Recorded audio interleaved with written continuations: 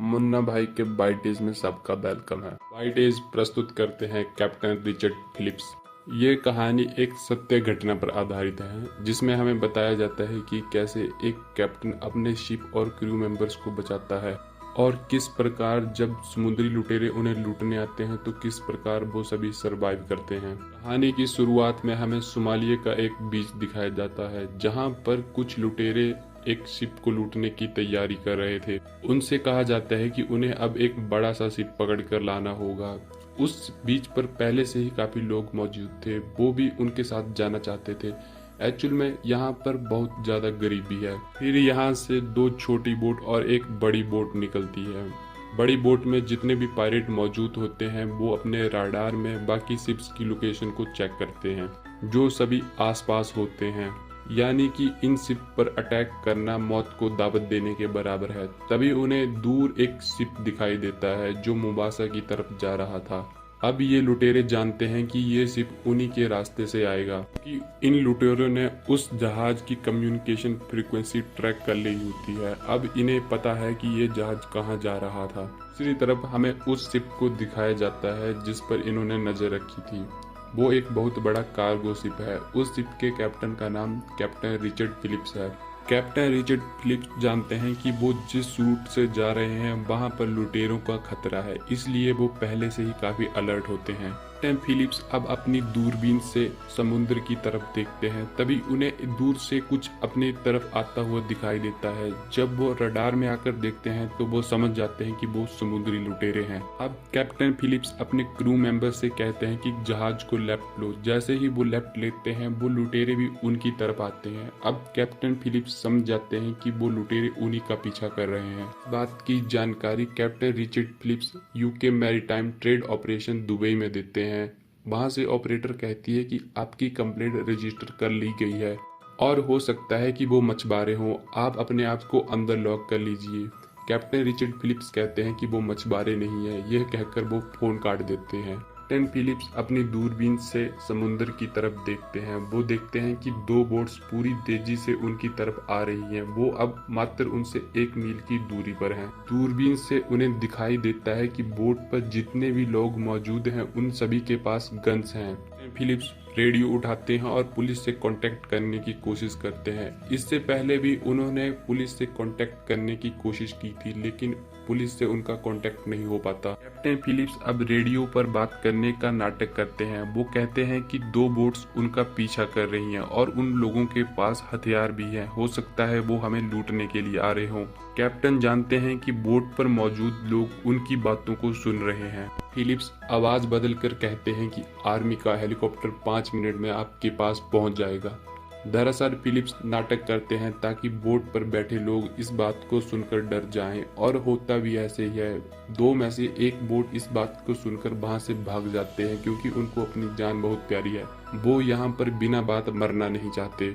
अब भी एक बोट उनका पीछा कर रही थी। कैप्टन फिलिप्स अब दिमाग लगाते हैं और अपने क्रू से कहते हैं कि जहाज की स्पीड कम कर दो और जहाज को लेफ्ट और राइट लेके जाओ, जिससे पानी में बड़ी बड़ी लहरें उठती हैं। ये लहरें जाकर उस छोटी बोट से टकराती हैं, जिससे उसका इंजन खराब हो जाता है। देखते ही देखते फिलिप्स का जहाज उनकी नजरों से बहुत दूर चला जाता है। अब शाम का समय होता है। फिलिप्स अपने क्रू मेंबर्स के साथ एक मीटिंग रखते हैं। इस बात को डिस्कस करते हैं कि अगर उन्होंने दोबारा हमला किया तो वो क्या करेंगे। कैप्टन फिलिप्स कहते हैं कि अब वो लोग उनका मुकाबला करेंगे। उनमें से एक आदमी होता है, वो कहता है कि उनका काम लड़ाई करना नहीं है, तो सिर्फ जहाज को एक जगह से दूसरी जगह ले जा सकते हैं। फिर कैप्टन फिलिप्स उसे बताते हैं कि अब उन्हें उन लुटेरों का मुकाबला करना ही पड़ेगा, क्योंकि जिस रास्ते पर वो लोग जा रहे हैं वहां पर हर 300 मील के पास लुटेरों का एक अलग ग्रुप मिलेगा। इसलिए अब वो अपनी डेस्टिनेशन मुंबासा की तरफ जाने का निर्णय लेते हैं। फिलिप्स देखते हैं कि फिर से उनका पीछा एक बोट कर रही है। दरअसल ये वही बोट होती है जो पानी की लहरों से कल खराब हो चुकी थी। अब कैप्टन फिलिप्स सी पुलिस को कॉल करने की कोशिश करते हैं। इस बार कैप्टन का कॉल पुलिस तक पहुंच जाता है। पुलिस वाले कहते हैं कि वो कुछ ही देर में उन्हें सहायता प्रदान करने की कोशिश करेंगे। जैसे ही उन लुटेरों की बोट शिप के नजदीक आती है, कैप्टन फिलिप्स शिप के चारों ओर पानी की बौछार कर देते हैं ताकि वो शिप पर ना चढ़ सके, लेकिन वो लुटेरे किसी तरह से शिप पर चढ़ जाते हैं। अब कैप्टन फिलिप्स समझ जाते हैं कि उनका जहाज हाईजैक हो चुका है, अब ये उनके कंट्रोल में नहीं रहा। इसलिए अब वो इंजन रूम में फोन करते हैं और उनसे कहते हैं कि सब के सब अब इंजन रूम में वहीं पर छिप जाएं और जब तक मैं पासवर्ड सफर टाइम ना बोलूं तब तक ऊपर कोई भी नहीं आएगा। कि कैप्टन फिलिप्स नहीं चाहते कि उनमें से कोई भी बंदी बने। तभी लुटेरे कैप्टन के कैबिन में पहुंच जाते हैं और कैप्टन और उनके 2 साथियों को बंदी बना लेते हैं। उनका सरदार, जिसका नाम मूसे है, वो कैप्टन से कहता है कि वो उन्हें नुकसान नहीं पहुंचाएंगे। दरअसल वो वहां पर एक सौदा करने के लिए आया है। कैप्टन कहते हैं कि उसके पास कुछ नहीं है। दरअसल इस जहाज पर खाने पीने का सामान मौजूद है और $30,000 है। लुटेरा कहता है कि वो भिखारी नहीं है, वो इतने से पैसे लेने के लिए नहीं आया है और वो कैप्टन से कहता है कि चल मामू, जल्दी से अपने क्रू मेंबर को ऊपर बुला। कैप्टन फिलिप्स नीचे इंजन रूम में कॉल लगाते हैं और सभी से ऊपर आने के लिए कहते हैं, लेकिन ऊपर कोई भी नहीं आता क्योंकि ये कैप्टन के ऑर्डर्स थे कि जब तक वो पासवर्ड ना बोलें ऊपर कोई भी नहीं आएगा। वो नीचे से इंजन को बंद कर देते हैं। अब लुटेरा कैप्टन से पूछता है कि ये बंद कैसे हुआ है। कैप्टन उसे बताता है कि हमने जहाज को बहुत स्पीड से चलाया था, इसलिए हो सकता है कि इंजन में कोई खराबी आ गई हो। मुझसे खुद नीचे कॉल करता है और उन सभी से ऊपर आने के लिए कहता है, लेकिन नीचे से कोई भी जवाब नहीं आता और अब वो उनसे कहता है कि अगर उनमें से कोई भी ऊपर नहीं आया तो वो उनके साथियों को ऊपर ही मार देंगे। अब मूसा कहता है कि वो खुद नीचे जाके उन सभी लोगों को ढूंढेगा। कैप्टन उससे कहता है कि ठीक है, लेकिन वो उसके किसी भी बंदे को नहीं मारेगा। मूसा उसकी बात के लिए मान जाता है। कैप्टन उससे कहते हैं कि नीचे इमरजेंसी लाइट ऑन है, हमें जल्दी से जाना होगा और इस बात का भी ध्यान रखना होगा कि कहीं वो लाइट बंद ना हो जाए। ये कहते हुए उन्होंने वॉकी टॉकी जो हाथ में पकड़ा था वो ऑन था और नीचे क्रू मेंबर इस बात को सुन लेते हैं और वो कैप्टन का इशारा समझ जाते हैं। अब उनमें से एक बंदा पानी लेने के लिए जाता है और एक जनरेटर को बंद करने के लिए जाता है। अब कैप्टन और मूसा नीचे आते हैं उन लोगों को ढूंढने के लिए। कैप्टन जानबूझकर उसे उस कमरे में ले जाता है जहां पर वो मौजूद नहीं है, लेकिन मूसा वहां पर ही एक मैप को पढ़ लेता है। उसे समझ आ जाता है कि इंजन रूम इससे भी और आगे है। वो कैप्टन से कहता है कि अब वो उसे इंजन रूम में लेके जाए, लेकिन कैप्टन उसे बताते हैं कि इंजन रूम में काफी गर्मी होगी, उन्हें यहाँ से पानी लेकर अंदर जाना होगा। मूसा इस बात के लिए मान जाता है। कैप्टन जैसे ही अंदर जाते हैं उन्हें उनका एक बंदा दिखाई देता है जो पानी लेने के लिए ऊपर आया था। कैप्टन उसे देख लेते हैं, वो कुछ नहीं कहते, पानी लेकर बाहर आ जाते हैं। मूसा का एक बंदा अंदर जाने की कोशिश करता है। कैप्टन उससे कहते हैं कि उसने पैरों में कुछ नहीं पहना है और अंदर उसे चोट लग सकती है। वो तीनों आगे बढ़ना शुरू कर देते हैं। जो बंदा अंदर छिपा था वो बाहर आके वॉकी टॉकी से इंजन रूम में मैसेज देता है कि जो तुम्हारी तरफ आ रहे हैं उन्होंने पैरों में कुछ भी नहीं पहना है, तुम रास्ते में कांच बिछा दो ताकि वो घायल हो जाए।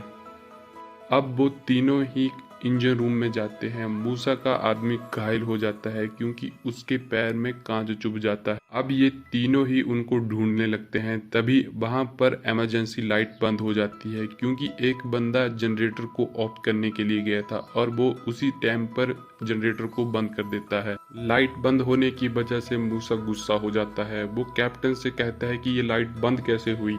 कैप्टन बड़ी मासूमियत से जवाब देता है, वो तो उसके साथ ही है, उसे क्या पता लाइट कैसे बंद हुई। कैप्टन उससे कहते हैं कि हमें अब ऊपर जाना चाहिए क्योंकि अंधेरे में हम किसी को भी नहीं ढूंढ सकते, लेकिन मूसा नहीं मानता। वो कैप्टन से उसके बंदे को ऊपर ले जाने के लिए कहता है क्योंकि वो दर्द से कराह रहा था।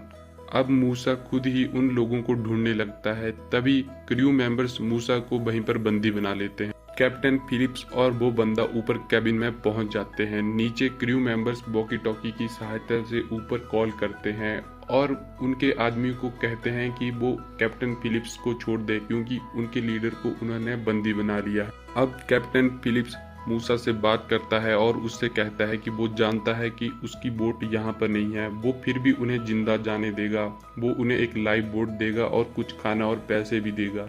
अब मूसा इस बात के लिए सहमत हो जाता है। अब कैप्टन फिलिप्स उन्हें $30,000 देते हैं और उनके एक बंदे को लाइफ बोट को ऑपरेट करने बताते हैं।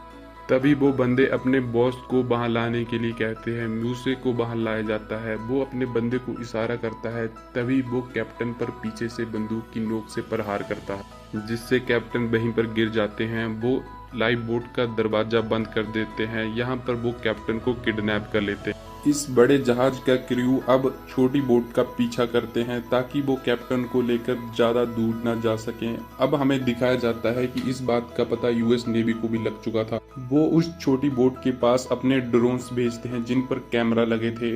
अब हमें पता चलता है कि वो छोटी बोट और लुटेरे कैप्टन को लेकर सोमालिया जा रहे हैं। इन लुटेरों ने कैप्टन को इसलिए किडनैप किया था ताकि वो उस कंपनी से पैसे मांग सकें जिसके लिए कैप्टन काम करते हैं। अब हमें दिखाया जाता है कि इन लोगों में काफी एग्रेशन पैदा हो चुका है क्योंकि इनका गांजा अब खत्म होने वाला है। अब ये इसके लिए काफी टेंस्ड हैं। थोड़ी देर बाद यूएस नेवी का शिप वहां पर पहुंच जाता है। कंट्रोल रूम से उनके साथ कांटेक्ट करने की कोशिश की जाती है। यह देखकर लुटेरे काफी घबरा जाते हैं।